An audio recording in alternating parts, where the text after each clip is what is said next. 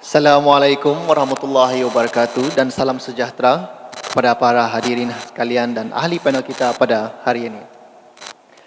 Topik sesi dialog ini adalah memperkasa warga emas melalui celik digital, di mana kita berharap adalah satu sesi yang interaktif, substantif dan bermanfaat dalam menerokai peranan celik digital di kalangan warga emas.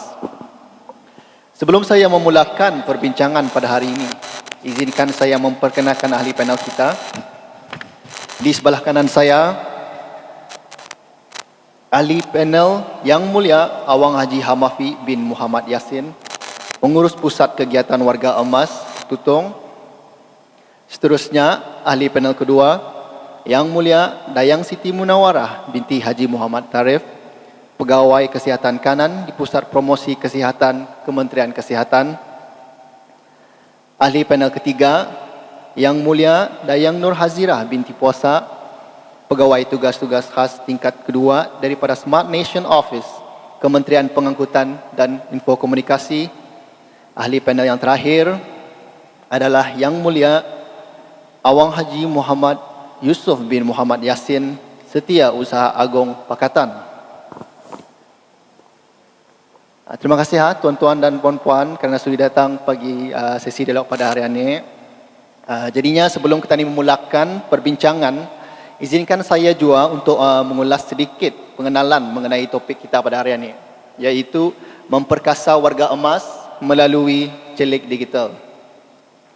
Celik digital bermaksud keupayaan untuk mengakses, mengurus, memahami, berkomunikasi, menilai dan mencipta maklumat dengan selamat dan sewajarnya melalui teknologi digital untuk kehidupan seharian, pekerjaan dan keusahawaan. Secara amnya, pada masa ini, perkembangan teknologi semakin laju dan penggunaan alat digital semakin meluas. Lebih-lebih lagi semasa dan selepas pandemik COVID-19 melanda dunia.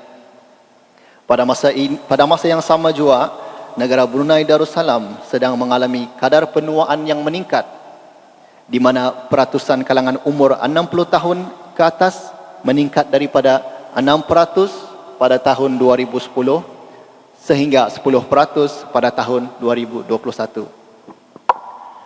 Celik digital perlu dipertingkatkan di semua lapisan masyarakat, termasuklah di kalangan warga emas, bagi membolehkan individu di antara kelainannya meningkatkan kualiti kehidupan, mengekalkan perhubungan dengan keluarga, melibatkan diri dalam masyarakat, memastikan pembelajaran yang berterusan dan menyumbang kepada ekonomi. Baiklah, memandangkan penggunaan alat-alat digital di dalam hidup seharian, soalan pertama yang akan saya ajukan kepada panel adalah, pada pandangan pihak tuan-tuan dan puan-puan, apakah kemahiran asas digital yang diperlukan bagi setiap individu tidak terhad kepada warga emas untuk menjalankan hidup yang berkualiti tinggi pada masa ini? Ini saya bukakan ruang untuk Tuan Haji Hamafi untuk mengulas sedikit atas soalan pertama ini. Silakan Tuan. Terima kasih Tuan Pengerusi dan para hadirin yang pertama saya muliakan. Assalamualaikum warahmatullahi wabarakatuh. Kemajuan teknologi yang semakin meningkat pada masa kini telah memberi impak yang sangat besar kepada hampir semua sistem yang ada di dunia, terutama sekali berkaitan dengan memproses data. Oleh itu, dalam berdepan dengan era globalisasi ini, sekurang-kurangnya kita harus tahu menggunakan asas kemahiran digital seperti cara membuat akaun email, mengantar email, menggunakan Google, Microsoft dan PowerPoint. Justru itu tidak kira agensi kerjaan maupun serikat swasta bagi meningkatkan kemahiran digital adalah amat penting bagi memastikan pekerja sentiasa dapat mengadaptasi kemahiran mereka sejajar dengan perkembangan semasa. Jadi kemahiran asas digital ini adalah sangat penting dan perlu dimiliki oleh setiap individu, tidak terkecuali kepada warga emas kita untuk mensejajarkan kemajuan teknologi yang semakin meningkat dan penuh cabaran pada masa ini, terutama kali dalam penggunaan alat-alat elektronik dan internet. Sama ada kita mahu ataupun tidak, kita terpaksa juga berdepan dengan era globalisasi ini dengan cara melengkapkan pengetahuan dan kemahiran asas digital kepada setiap individu termasuk para warga emas ini. Antara kemahiran asas digital yang perlu ditingkatkan khususnya kepada warga emas yang kurang pengetahuan ataupun kemahiran digital terutama dalam penggunaan alat-alat elektronik seperti yang disebutkan tadi, seperti email, aplikasi media sosial seperti WhatsApp, Instagram dan juga sebagainya. Jadi kemahiran asasi digital seumpama ini sangat-sangat diperlukanlah untuk didedahkan atau dikemaskinikan kepada warga emas bagi membantu meningkatkan pengetahuan serta kemahiran yang sedia ada. Perkara penting yang patut diutamakan ialah dalam asas kemahiran digital ini ialah kesedaran tentang perlindungan keselamatan siber. Itu saya, terima kasih. Terima kasih, Tuan. Jadinya penting kemahiran asas satu, contohnya macam Tuan Haji beritahu tadi PowerPoint, Microsoft dan segalanya itu. Jadinya soalan seterusnya kan saya sampaikan kepada Puan Hazira. Nyatakan isu dan cabaran yang dihadapi oleh Puan atau organisasi beliau dalam mengaplikasi penggunaan alat digital di kalangan warga emas. Dipersilakan Puan. Terima kasih Tuan Abdul Hadiah. Sebelum itu saya ingin mengucapkan selamat menunaikan ibadah puasa kepada Tuan dan Puan dan juga tuan-tuan dan puan-puan yang hadir pada hari ini. Bismillahirrahmanirrahim. Sebelum saya menjawab mengenai cabaran, isu dan cabaran kemahiran yang dihadapi oleh warga emas pada masa ini, saya juga ingin mengongsikan mengenai hasil, sebelum itu saya ingin mengongsikan hasil kaji selidik yang dijalankan oleh pihak AITI mengenai bagi menilai tahap literasi digital dan penggunaan ICT di kalangan rakyat dan penduduk di negara Brunei Darussalam yang selalunya dijalankan pada setiap 3 tahun. Jadi menurut kaji selidik pihak AITI Atwa, durang menemui bahawa sebanyak 50% responden yang menjawab kaji selidik itu mempunyai basic ICT skills atau kemahiran asas, dan manakala sebanyak 61% daripada responden mempunyai kemahiran standard, iaitu kemahiran yang menggunakan seperti Excel ataupun PowerPoint yang Tuan Hamafi kongsikan sebentar tadi. Dan hanya 23% daripada responden mempunyai advanced level ataupun kemahiran yang tinggi. Walau bagaimanapun ingin dikongsikan sini, kemahiran digital ini adalah satu topik yang kompleks dan sentiasa berubah ataupun evolve selaras dengan perkembangan teknologi semasa. Jadi pada masa ini pihak kami di Smart Nation Office sedang meneliti rangka kerja ataupun best practices yang digunakan di negara-negara luar untuk yang macam lagi bisai untuk melihat di mana tahap kemahiran digital rakyat Brunei ini. Jadi daripada berbalik semula kepada soalan Tuan Abdul Hadi tadi mengenai isu dan cabaran, seperti mana yang saya kongsikan tadi, kebanyakan penduduk di negara Brunei ini mempunyai tahap kemahiran digital yang standard. walau bagaimanapun adalah juga perlu difahami mengenai kewujudan jurang kemahiran digital ini adalah bergantung kepada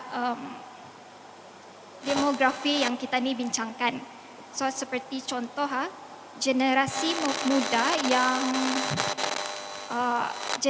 muda yang digital native atau maksudnya yang membesar dengan alat digital berkemungkinan lebih arif dalam penggunaan alat digital berbanding dengan golongan yang segmen populasi yang berusia. Jadi program-program pemberitaan seperti ini serta juga program yang dianjurkan oleh pihak AITI seperti program latihan kemahiran celik ICT dan juga Digital for All adalah memainkan peranan besar dalam memupuk celik digital dalam kalangan warga emas. Akan tetapi juga perlu diingati juga dalam usaha kita ni untuk menuju ke arah cara hidup digital ini untuk tidak macam meminggirkan individu yang tidak menggunakan perkhidmatan digital oleh sebab-sebab tertentu sama ada macam kurang kemahiran ataupun tidak mempunyai peranti dan faktor-faktor lain. Jadi dalam hal ini kewujudan perkhidmatan kaunter dan juga talian 123 adalah masih diperlukan bagi membantu individu yang untuk bertransition di dalam proses peralihan ke cara hidup digital. Kesihatan. Terima kasih Puan. Terima kasih juga atas Smart Nation Office membuat kajian yang rapi. Mudah-mudahan program ini juga dapat menyumbang kepada kajian-kajian tersebut. Jadi mungkin dari segi organisasi pakatan, Tuan Haji Yusof boleh nyatakan isu sama cabarannya.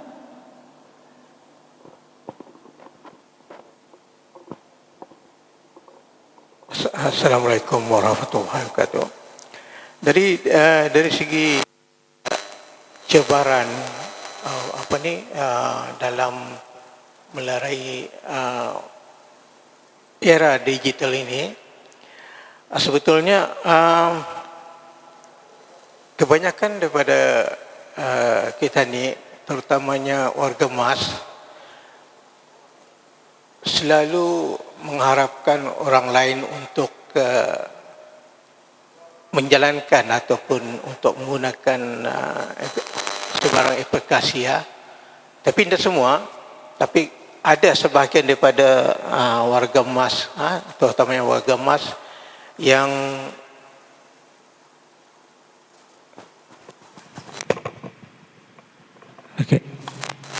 ada sebagian daripada kita ni warga emas mengambil cara yang yang senang saja. Kadang-kadang untuk menggunakan aplikasi itu disuruhnya orang lain ataupun secara ringkasnya disuruhnya anaknya ataupun disuruh cucunya saja. Jadi alasannya dah pandai. Alasannya dah pandai. Sebenarnya alasan dah pandai itu boleh kita atasi dengan cara kita belajar sedikit-sedikit saja, sedikit-sedikit, melalui arak-arakan dan sebagainya. Dan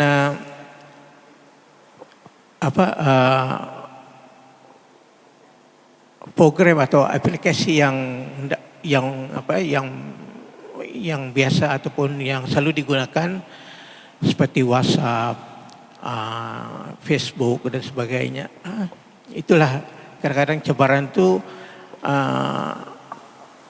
diambil tidak indah oleh atau teman warga emas, tidak mau belajar atau mengharapkan orang lain untuk mengupdate dan sebagainya.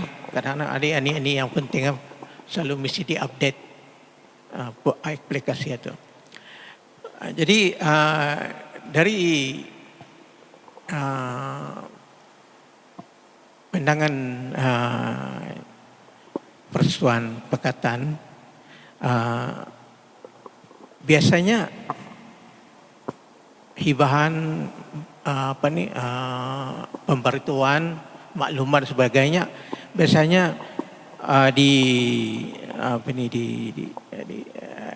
disalurkan melalui aplikasi WhatsApp. Ada grup-grupnya, dan kita ada beberapa grup. Ada khas untuk jawatankuasa tertinggi, jawatankuasa kerja, ada biro-biro yang berkenaan, ada WhatsApp mereka sendiri dan sebagainya. Jadi ini satu kemajuan dalam menggunakan aplikasi digital ini. Ya. Walau bagaimanapun, ada juga sebahagian daripada ahli-ahli yang masih ingin secara nyorang secara lama, iaitu melalui surat persuratan. Jadi ini ada juga kami kadang-kadang menggunakan share persuratan untuk bagi makluman ataupun membuat jemputan dan sebagainya kepada ahli-ahli dan sebagainya. Tapi yang paling cepat dan paling dimaklumi ialah melalui WhatsApp. Itu adalah halunya. Dan dari segi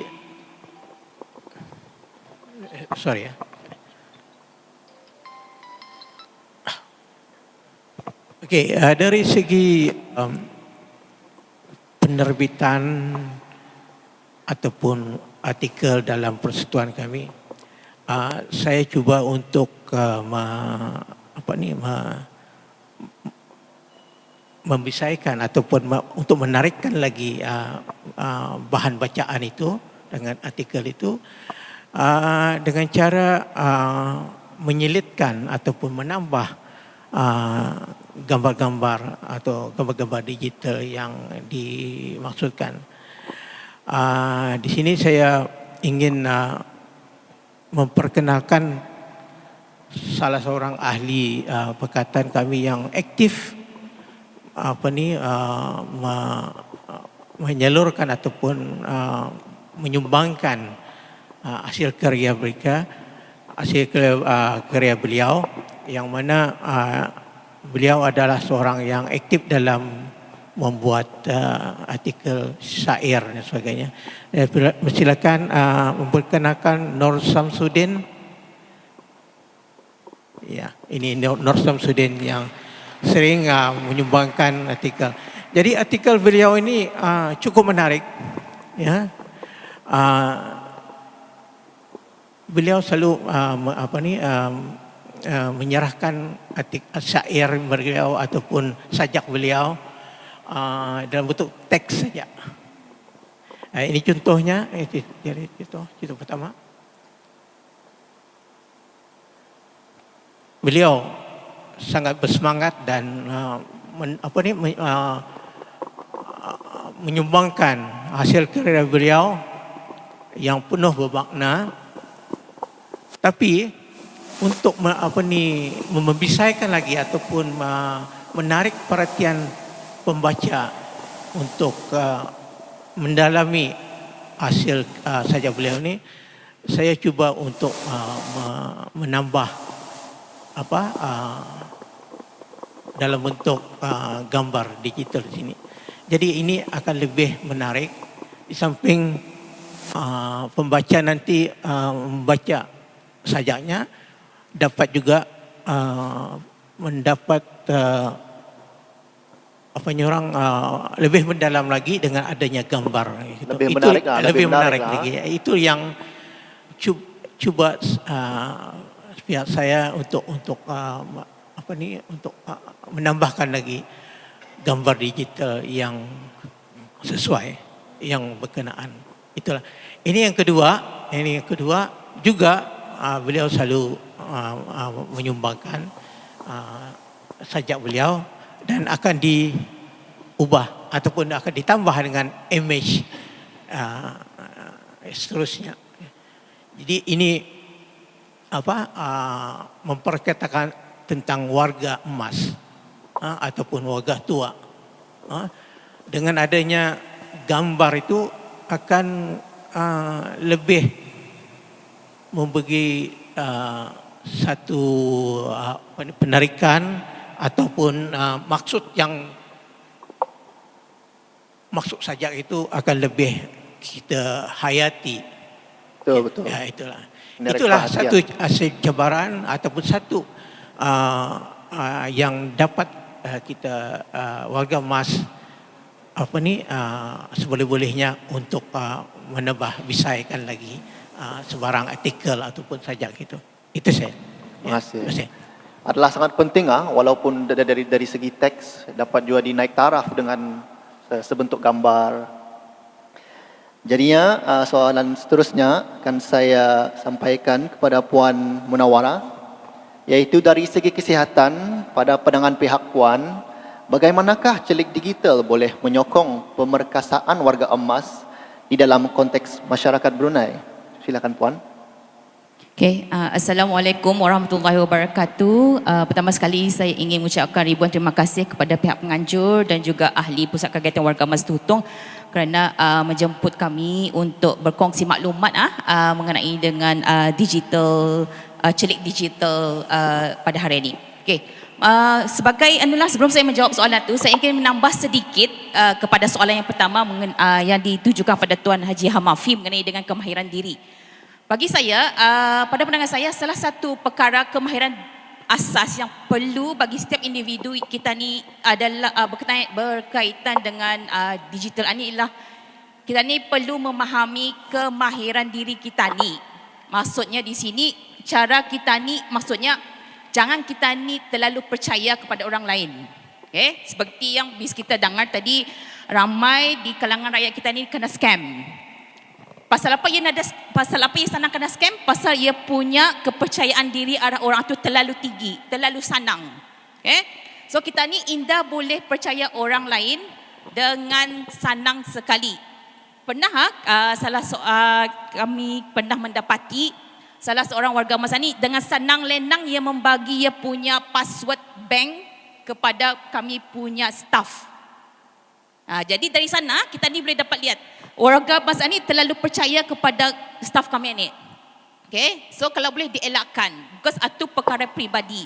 Jadi perkara peribadi ni kita ni indah boleh share sama orang lain. Okay? Dan selain itu juga kemahiran diri untuk membuat keputusan yang betul. Seperti yang bisa kita tahu pada masa ini ramai banyak maklumat-maklumat yang salah kena share di WhatsApp. Yang kadang kita ni indah tahu percaya sahih benar ke tidak. So selalunya yang selalu memforward ni adalah ahli keluarga kita ni, kawan-kawan kita ni. Tapi setelah diselidiki sebenarnya maklumat itu tidak benar. So we need to know, kita ni perlu menerapkan kemahiran yang mana dan membuat keputusan sama ada itu adalah betul ataupun tidak. So itu di antara tambahan kepada kemahiran diri yang perlu diterapkan oleh setiap individu. Jadi bagi menjawab soalan mengenai dengan apakah bagaimanakah celik digital boleh menyokong dari segi kesihatan. Digital teknologi ini memberikan banyak impak yang positif kepada individu khususnya daripada segi kesihatan. Salah satunya saya ingin bertanya pada bis kita sebelum siapa di antara bis kita yang memakai jam smartwatch? Ada, okay, seorang dua lah, okay. Bis kita tahu apa sebenarnya kegunaan smartwatch ini selain daripada jam. Ya, sebagai contoh, smartwatch ini, jam tangan ini, ia boleh memantau tani punya steps, tani punya darah tinggi, tekanan darah tinggi, tani punya stress level. Bukan pulang saya akan mempromo kita membeli sebab mahal pulang harganya. Itu di antara salah satu teknologi yang boleh kita ni guna pakai untuk kebaikan dari segi kesihatan. Okay? So salah satu kebaikannya teknologi digital ni ia boleh meningkatkan akses kita ni terhadap kesihatan diri dan juga memantau kesihatan diri. Okay? Jangan terjauh. Bis kita ada telefon. Dalam telefon bis kita ada Bro Health kan? Tahu bis kita apakah di antara tab ataupun maklumat yang boleh ditempati di dalam Bro Health itu? Bis kita tahu, bis kita boleh mencek bis kita punya tahap darah dalam dalam Blue Health Atok. Kalau kita kan tahu kolesterol kita tinggi kah, gula kita tinggi kah, sebenarnya dalam Blue Health Atok saja sudah boleh kita tahu. Bis kita boleh mengetahui juga sama ada bis kita sudah bervaksin 3 kah 4 kah. Bis kita boleh memantau dari segi bis kita bila perjumpaan bis kita. Kadang kita ni sebagai orang individu ni, especially warga emas lah, sebagai contoh ibu bapa saya saja, kadang lupa bila ia punya tarikh berjumpa doktor. So dengan adanya aplikasi Blue Health ni, ia kadang membagi notification, alert, remind kita ni bila sepatutnya kita ni membuat perjumpaan. Okay, so ia sebagai salah satu kemudahan yang paling meningkatkan akses kita ni kepada kesihatan lah. Dan juga selain daripada itu, dengan adanya digital teknologi ni, ia dapat meningkatkan pengetahuan dan kefahaman kita ni mengenai kesihatan dan juga cara hidup sihat. Kalau bis kita paling senang saja bis kita punya telefon, atau dalam telefon bis kita ada Instagram. Okay? Instagram itu kita follow MOH punya IG Instagram. Daripada sana bis kita boleh dapat maklumat mengenai kesihatan. Okay? So ataupun bis kita ada Facebook, bis kita boleh mengikuti Facebook Kementerian Kesihatan, Facebook Pusat Promosi Kesihatan.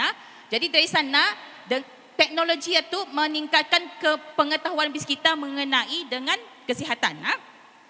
Selain daripada itu juga, dengan adanya teknologi ini, ia mengurangkan jurang isu kesihatan mental. Sebagai macam kalau kita ni lihat saja semasa pandemik COVID-19, kita ni indah berjumpa kawan-kawan kita ni. Apa yang kita ni buat? Kita ni WhatsApp, kita ni video call, kita ni telefon. So kegunaan WhatsApp itu adalah untuk mengurangkan jurang isu kesepian, isu kesunyian, kemurungan di kalangan warga emas.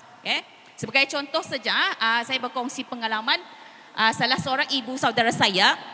Ya, sebelum ini indah pandai berWhatsApp, sebelum COVID lah. Sekali sudah COVID ini, kami galakannya download dah COVID. Okay? So, dengan adanya WhatsApp itu, setiap hari ia bervideo call. Dengan dengan kami, dengan adik-beradiknya. Jadi, dengan itu ia mengurangkan rasa kesunyian pasal ia tinggal seorang. Ia tinggal seorang diri di rumah, ia ada kawan. Kalau sebelum COVID, ia berjalan-jalan sama anak buahnya. Tapi sejak COVID mendadak, duduk di rumah, ia jadi stres sebelum ada WhatsApp. So dengan ada WhatsApp, so ia mengurangkan isu kesihatan mental itu.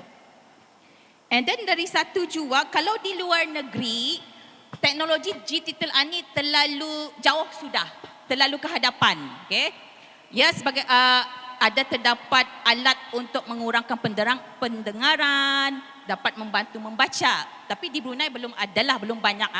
Jadi kalau dengan adanya teknologi digital ini, ia dapat mengurangkan kesulitan ataupun masalah warga emas kalau ia ada isu payah mendengar. Sebab semakin kita ni berusia, pendengaran kita ni berkurangan. Dengan adanya teknologi digital yang boleh membantu dari segi pendengaran dan juga membaca, so ia meningkatkan lagi confidence-nya dengan kefahamannya, kefahaman diri tersebut lah. Okay. So dan juga dengan adanya teknologi digital ni, ia dapat memastikan keselamatan kalau sewaktu situasi kecemasan. Kalau di luar negeri, especially di UK masa ni di United Kingdom, ada terdapat tempat di United Kingdom ni, dorang menggunakan smart home, rumah pintar. Rumah pintar ni, di dalam rumah itu ada sensor. Kalau rumah itu ada mempunyai warga emas, dia tinggal seorang, rumah yang ada sensor tu ia akan mensense kalau ada masalah kejatuhan arah warga emas. Okay? So ia boleh automatically sensor itu akan menghubungi ambulance. So ambulance akan terus datang ke rumah. So itu advance lah kalau di luar negeri. So hopefully dalam masa 20 tahun, 10 tahun, 20 tahun akan datang, kita ni boleh menerapkan smart home itu di Brunei. So dalam setiap rumah di Brunei ni ada sensor.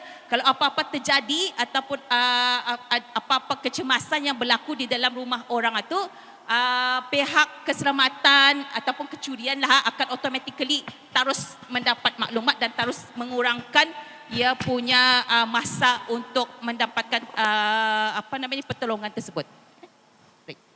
Terima kasih Puan. Tu lagi penting tu dapat juga menuju ke arah Smart Nation. Contoh yang Puan Munawarah telah mencerahkan tadi, iaitu Smart Home. InsyaAllah dalam masa 10 tahun yang akan datang boleh juga kami menuju ke arah Smart Nation sana. Dan juga tadi bukan juga dari segi kesihatan fizikal, dari segi mental juga boleh. Baiklah, seterusnya diajukan kepada Puan Nazira, bagaimanakah celik digital ini boleh menyokong pemerkasaan warga emas dari segi penyumbangan kepada ekonomi? Mungkin boleh Puan Nazira pencerahan. Terima kasih ya Tuan. Jadi di dalam era digital ni, kebanyakan perkhidmatan boleh sudah didapati secara dalam talian yang boleh diakses bila-bila masa dan di mana saja. Selain daripada dari segi kesihatan yang Puan Munawarah kongsikan sebentar tadi, digital juga boleh digunakan dari segi penyumbangan kepada ekonomi. So artinya di sini dengan mempunyai kemahiran digital, ianya dapat membantu warga emas yang berhasrat untuk menjalankan perniagaan untuk ikut serta dalam ekonomi digital. Seperti contohnya sini seperti menjual produk secara dalam talian, sama ada melalui platform seperti Instagram, Facebook ataupun juga aplikasi macam Hedomo, Komamam dan sebagainya. Jadi ini dapat membukakan peluang baru kepada warga emas kita ni yang kebanyakannya macam sudah pension lah macam kalau boreng ke di rumah macam tu, untuk membuat perniagaan dan menghasilkan pendapatan tambahan dan selanjutnya menyumbang kepada our local economy lah, ekonomi lokal. Okay. Terima kasih Tuan. Terima kasih. Begitu penting juga warga masa ini pandai menggunakan aplikasi online di dalam talian, contohnya Instagram, Facebook. Siapa di sini ada Facebook tadi? Ada Facebook kan tadi? Dapat sudah berbisnes tu. Okey. Soalan seterusnya kan saya ajukan kepada Tuan Haji Amafi sama Tuan Haji Yusof. Bagaimanakah golongan belia dapat menyumbang kepada peningkatan celik digital di kalangan warga emas? Saya silakan Tuan Haji. Alhamdulillah, saya cukup berbangga juga kepada warga emas kita di daerah Tutong ini, sebab kita telah pun banyak dikunjungi oleh pihak AITI untuk membuatkan kursus IT ini. Cumanya bukannya ahli kami tidak pandai atau kurang, tapi ia perlu juga ada pendamping ataupun penolong ke dia lah. Sebagaimana yang sebentar tadi kita ni ada games kehot atau ini yang paling diminati oleh warga emas kami di sana. Jadi apa yang terlihat tadi ya, bahwa apabila barang ini dikemukakan balik, jadi ada masing-masing lupa akan cara membuatnya, macam mana masuk, macam dan sebagainya. Melainkan ada pembantu. Jadi berhubung dengan soalan berhubung dengan belian ya, alhamdulillah kita tidak dapat menafikan bahawa sumbangan belia kepada warga emas ini memang ada. Sebagai contoh, saya akan bercerita sedikit tentang warga emas ini. Di mana kebolehan bis diorang itu menerima penerimaan mereka terhadap digitalan. Dalam masa negara Brunei Darussalam ada lockdown itu, jadi kami tidak dapat berkumpul di pusat kegiatan warga emas dan segala program rancangan tidak dapat berjalan. Jadi oleh kerana memikirkan banyak orang yang ahli WhatsApp kepada saya, macam mana untuk merasa meluahkan kerinduan kemesraan dalam sebelum epidemik tersebut. Jadi saya syukur alhamdulillah ada seorang belia yang berkongsi dengan saya dan mengadakan secara online, yaitu menggunakan Google Maps. Jadi saya ada dua pilihan. Sedangkan pada masa itu saya dikatakan kurang mahir dengan dengan barang-barang macam ni. Saya pun tahu tak. Jadi dengan bertawakal pada Allah SWT juga saya pun cuba berkongsi sama dengan warga emas dalam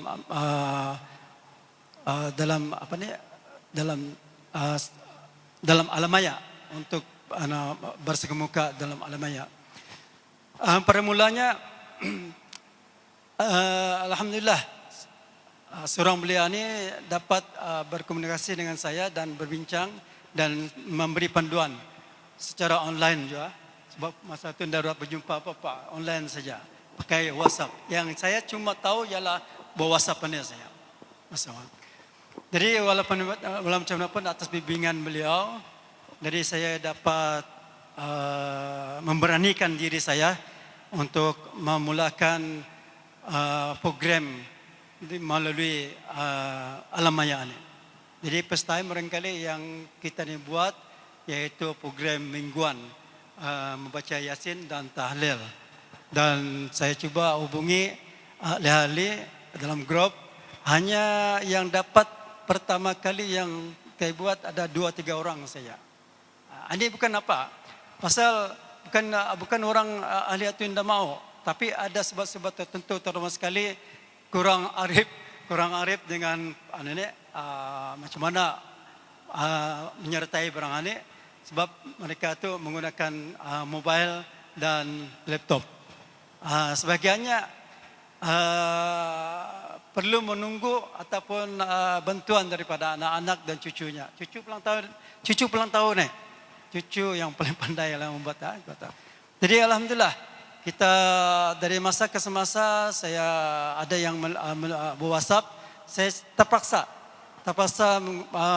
berkongsi langkah-langkah untuk menyertai program itu. Jadi dalam yang saya yang sama, belia yang tadi itu sentiasa berdamping dengan saya. Kalau saya dah menghadapi masalah, akan saya hubungi beliau. Jadi alhamdulillah setakat beberapa kali mengadakan atau kemahiran itu ada juga lah. Saya juga sebagai host, saya juga sebagai pengacara, sebagai anak pengendali. Noto dua-dua dalam satu. Tapi alhamdulillah. Jadi artinya selepas itu barulah meningkat daripada berpuluh orang, berbelasan orang dan sebagainya. Dan sehingga kami membuat satu program yang bukan saja Yasin dan tahlil, dan kami buat dari program yang satu iaitu program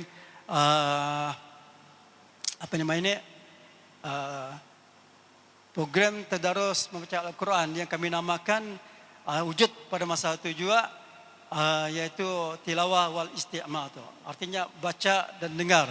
Jadi tiap-tiap orang yang ikut dalam program alamaya itu seorang-seorang membaca, yang lain diam tu ya.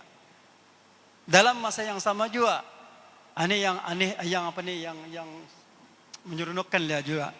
Ada yang bersuara tapi ditekannya buatan yang lain. Kadang-kadang hilang. Atau yang apa tu? Atau yang apa ni kata ni kelang kabut tu. Jadi akhirnya akhirnya ada yang apa ni WhatsAppkan saya cuba lagi balik.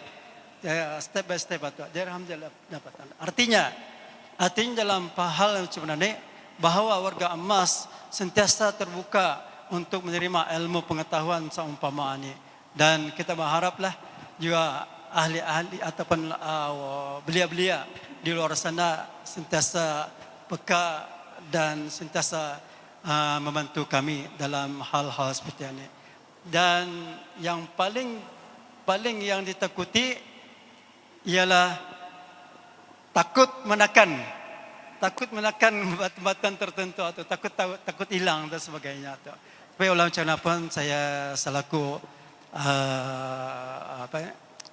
pengendali dalam hal-hal yang saya cita dalam hal-hal seperti itu, saya sangat syukurlah dan sangat berterima kasih kepada semua warga emas yang dapat menyertai kami itu. Dan ada juga yang bukan saja warga emas di pusat kegiatan warga emas yang kami kendalikan, tetapi saya sendiri pun mengendali bagian warga emas atau orang-orang berumur 60 tahun ke atas. Itu jemaah-jemaah masjid saya sendiri mengadakan program tilawah Al-Quran ini di selepas subuh.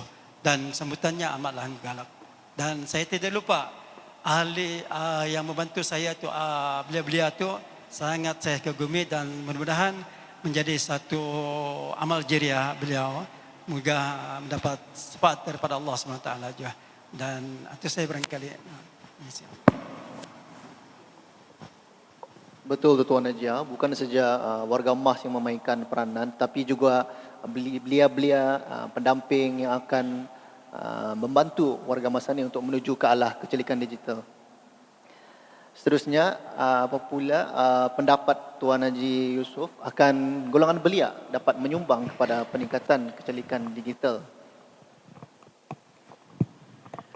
Terima kasih. Persatuan Pakatan dengan bermakna persatuan bekas kaki tangan kerajaan.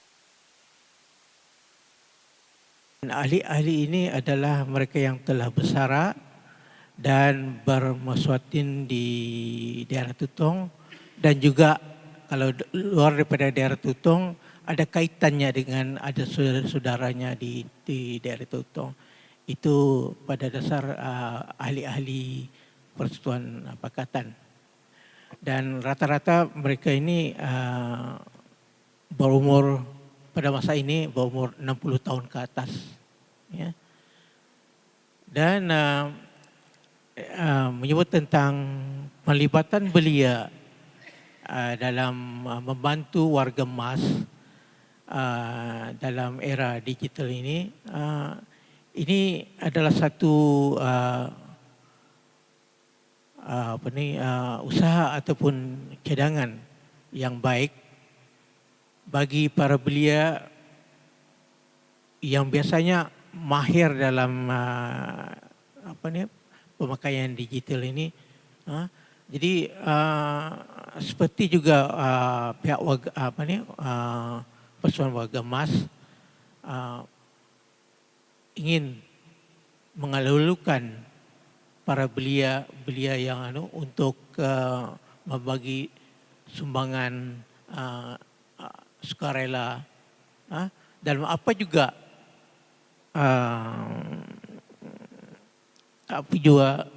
ilmu ataupun bantuan dalam menjalankan sebarang usaha dalam pemakaian digital ini. Itu kita haraplah pada pihak-pihak yang berkenaan atau belia-belia dapat membantu sentiasa dalam usaha persatuan dan sebagainya. Itu saja. Terima kasih Tuan. Sebelum menutup sesi dialog pada pagi ini, akan saya ajukan soalan terakhir bagi semua ahli panel-panel, tuan-tuan dan puan-puan. apakah peranan celik digital pada masa kini dan dalam 5, 10, 15 tahun akan datang? Silakan Puan Munawarah untuk menjawab soalannya. Terima kasih pada pengerusi. Apakah peranan celik digital masa kini dan masa akan datang?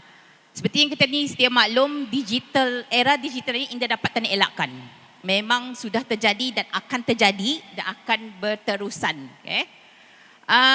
Di masa akan datang lah. Jadi, because digital ni merupakan salah satu peranan di dalam industri revolution 4.0 lah. So, memang tidak dapat kita ni tolak. Dari segi sebenarnya dari segi celik digital ni, perkara yang paling penting kita ni perlu ada adalah akta digital yang ketat dan sentiasa dipantau. Kita ni perlu ada akta dulu.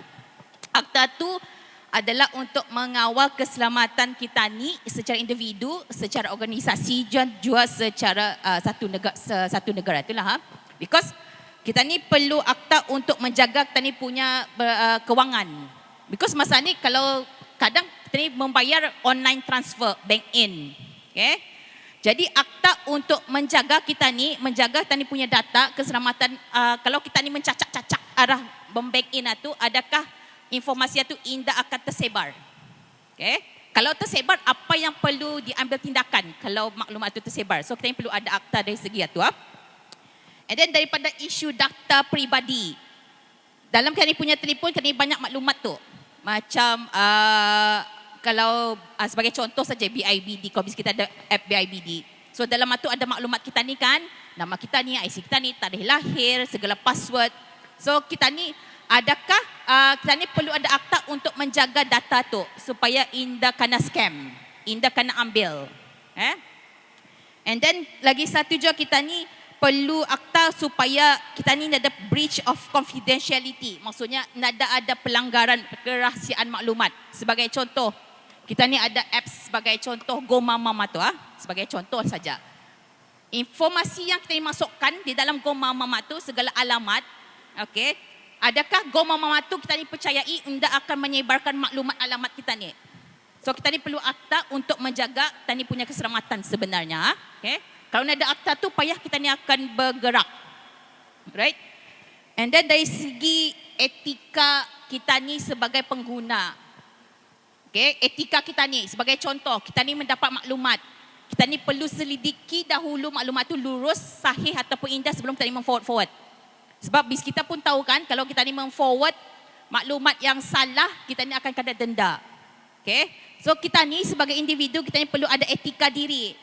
Etika untuk adakah sama ada perlu kita ni forward maklumat itu ataupun indah. And then kita ni indah etika dari segi indah menyalahgunakan maklumat. And then kita ni perlu juga etika kalau bis kita pernah mendengar artificial intelligence atau AI. Jarang indah pulang ramai. Artificial intelligence ni kirakan bis kita pernah melihat Avenger, filem Avengers. Kalau kita pernah melihat si Ultron atau yang robot jadi manusia. So itu kita ni punya future sebenarnya in terms of artificial intelligence. So artificial intelligence ni macam kira ia menjadi minda untuk di masa akan datang lah, tapi bukan manusia. Alright, so kita ni perlu membuat kajian lebih mendalam lah kalau kita ni kan menerokai lebih mengenai dengan artificial intelligence ni. And then kita ni perlu juga memerlukan lebih banyak bukti yang kukuh dan mengetahui lebih mendalam sebelum kita ni melaksanakan teknologi itu.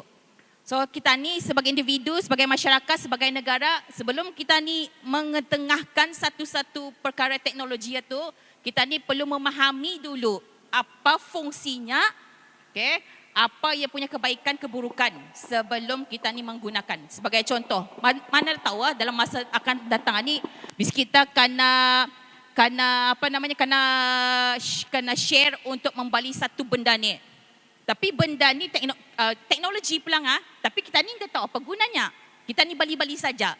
Sekali rupanya benda ni rupanya menyalahgunakan maklumat kita ni.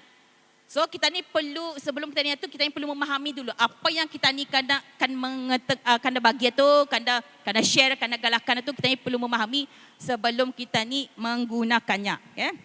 Dan lagi satu yang paling penting ialah kesamarataan. Okay? Kita ni sebagai satu negara ni, kita ni terdapat pelbagai jenis masyarakat. Ada orang warga emas, ada orang kurang upaya, ada kanak-kanak, ada wanita.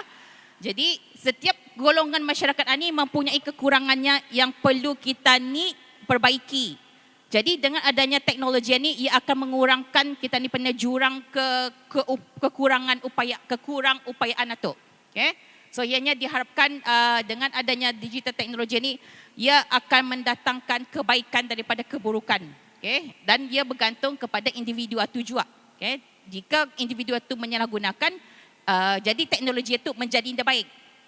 Padahal teknologi ini sebenarnya ia memudahkan kita ni, menyenangkan hidup kita ni, meningkatkan efisiensi kita ni. Okay? Sebagai contoh saja, kita bezakan kita ni, bis kita masa zaman muda-muda bercinta-cinta dulu sama orang muda masa ni bercinta-cinta sekarang.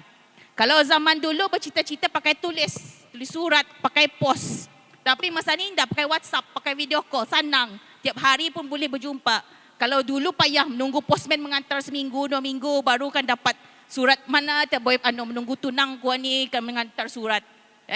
Kalau ni dah ada sana, telefon saja. Sama je macam kita ni berkomunikasi. So sebenarnya teknologi itu ia ada kebaikannya yang perlu kita ni selidiki dan perlu kita ni mengambil iktibar daripada selain jangan kita ni jadikan teknologi sebagai musuh kita ni pulang. So itu di antara pandangan saya. Terima kasih Puan, benar Tuah. Saya sendiri ni pulang ampit yang surat Tuah. Tapi masa ini sudah memakai WhatsApp untuk surat cinta. Okay, jadinya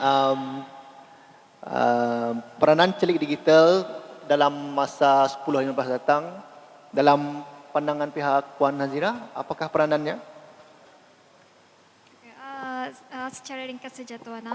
So seperti yang Puan Munawwarah kongsikan tadi, teknologi ini akan kekal, akan sentiasa ada dan akan kekal macam berubah-ubah. Jadi adalah penting bagi seorang individu, organisasi dan juga masyarakat untuk menyesuaikan diri, adaptasi diri kepada teknologi yang seiring dengan perubahan teknologi inilah. So jadi bagi memastikan masyarakat kita ni di Brunei Darussalam ini akan kekal relevan dan berjaya di era digital ini, kami di Smart Nation Office, pihak kami akan terus sentiasa bekerjasama dengan pihak-pihak yang berkepentingan seperti AITI dan juga agensi lain untuk mendorong digital inclusivity agar semua orang dapat kemahiran yang dapat digunakan dalam hidup seharian, seperti contoh macam online banking ataupun membooking daripada aplikasi QApp untuk memperbaharui IC, pasport ataupun lesen kenderaan. Jadi selain daripada kemahiran digital ini, ingin juga di-highlight di sini, ditekankan akan kesedaran mengenai keselamatan cyber adalah amat penting juga untuk masa hadapan. Ya, itu saya Tuan.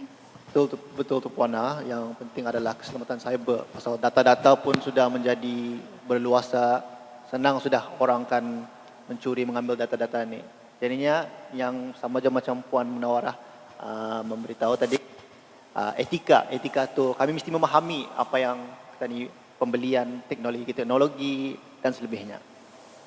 Jadi pada pandangan pihak Tuan Haji Yusof, apakah peranan celik digital pada masa kini dan dalam 5, 10, 15 tahun yang akan? Ya, terima kasih. Seperti rakan-rakan yang lain mengatakan bahawa digital ini akan berterusan, tidak dapat dielakkan dan ia akan terus berkembang dari semasa ke semasa. Apa yang kita tahu atau lakukan pada hari ini akan absolute dalam masa beberapa tahun lagi. ada teknologi-teknologi baru lagi yang mengatasinya. Jadi pihak individu ataupun warga emas mesti peka dalam situasi ini, sentiasa mengambil indah tentang kemajuan teknologi ini. Ini penting sebab apa? Jangan kita ketinggalan. Nanti sekarang ada teknologi baru, sekarang lagi kita masih memakai teknologi lama, kita ketinggalan. Jadi yang pentingnya kita dari hari ke hari kita mesti berusaha untuk mempelajarinya. Walaupun dah banyak sedikit, lama-lama kita akan sudah terbiasa gitu.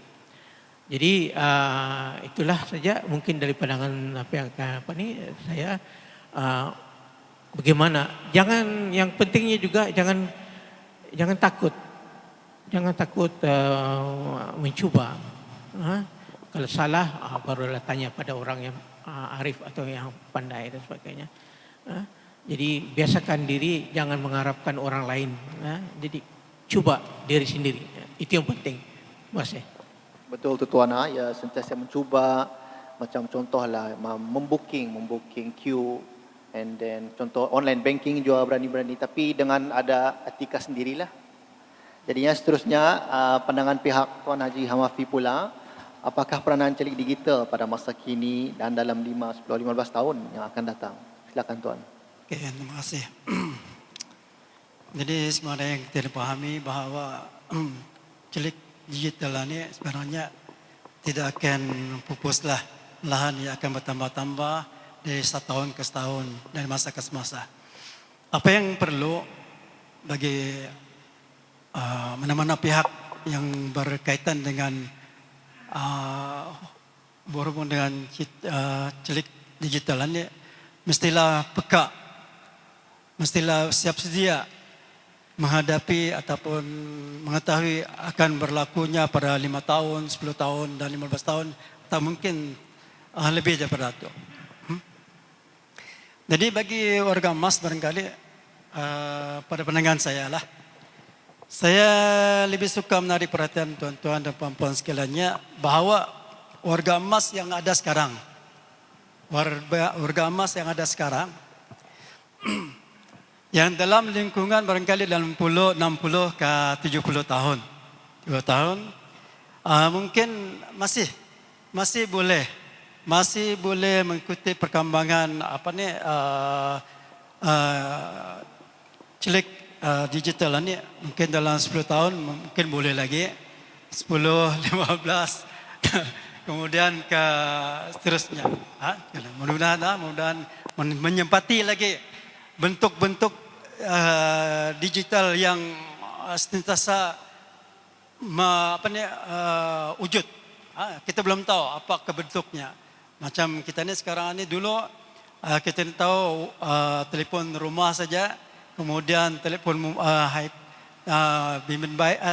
telefon bimbit, kemudian baru timbul WhatsApp, boleh gambar, boleh lagi video call dan sebagainya. Tapi kita tidak tahu apa seterusnya digital yang akan wujud pada 10 ke 15 dan seterusnya tu. Mudah-mudahan kita sampai insyaallah. Jadi manakala bakal-bakal warga emas akan datang. Manakala bakal-bakal warga emas akan datang, dari mereka ni tidak ada masalah barangkali, sebab pada masa ini diorang barangkali dalam umur 40 ke bawah sudah menghadapi suasana digital yang kita ni hadapi sekarang ini. Jadi mereka memperolehi pengalaman dan seiring dengan penghidupan mereka setiap hari. Jadi artinya apabila sampai umur ke warga emas, mereka sudah terbiasa ataupun dapat ilmu yang lebih mantap daripada yang ada sekarang inilah. Sebab kita ni, kalau umur kita ni, macam saya sendiri pun barang-barang ini dah saya tahu ni, menyambut pun payah-payah sikit ni. Tahu. Jadi mungkin dorang tidak ada masalah. Cuma barangkali kalau ada perubahan yang di luar jangkaan pemikiran kita ni, mungkin atau mereka tidak sesulit macam kita ni lah. Jadi saya pasti bahwa di digital ini sentiasa berkembang lebih jauh, dan saya harap pihak-pihak tertentu untuk sentiasa peka dalam hal-hal seperti ini untuk memantapkan supaya generasi warga emas ini sentiasa menerima hakikatnya perubahan dari masa ke semasa. Itu saya. Terima kasih Tuan, betul Tuan. Ya, teknologi ini ya berterusan. Jadinya salah satu inisiatif dari belia-belia warga emas untuk membantu warga emas ini menjadi pendamping untuk menuju ke arah Smart Nation. Baiklah, nampaknya kita ini pun sudah sampai ke penghujung program sesi dialog pada pagi ini. Alhamdulillah, selesai sudah sesi dialog pada pagi hari ini. Terima kasih lagi sekali, ribuan terima kasih juga atas kehadiran dan pencerahan daripada ahli panel kita ini pada hari ini. Seterusnya, saya serahkan kepada pengacara untuk sesi seterusnya.